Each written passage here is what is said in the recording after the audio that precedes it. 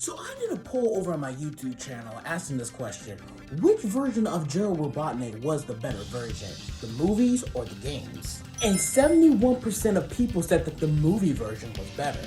But in my opinion, yeah, I agree with this. Because let's look at Gerald from the games. Gerald was executed by Gunn long before the main event of Sonic Adventure 2. His influence is primarily through his past actions in the programming of Shadow and the Space Colony arc for a Doomsday scenario, driven by his despair and desire for revenge after Maria's death. In-game Gerald is generally portrayed as a much more serious and tragic character, driven to madness by the loss of Maria and the betrayal of Gunn. The biggest change in Sonic the Hedgehog 3 is that Gerald is still alive.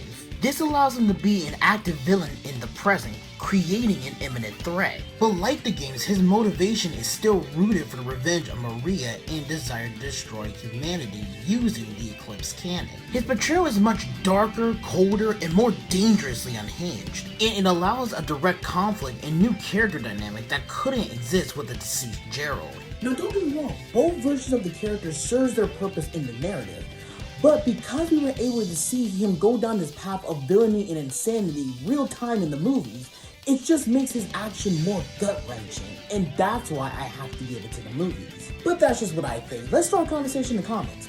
Which version of Gerald do you think is better?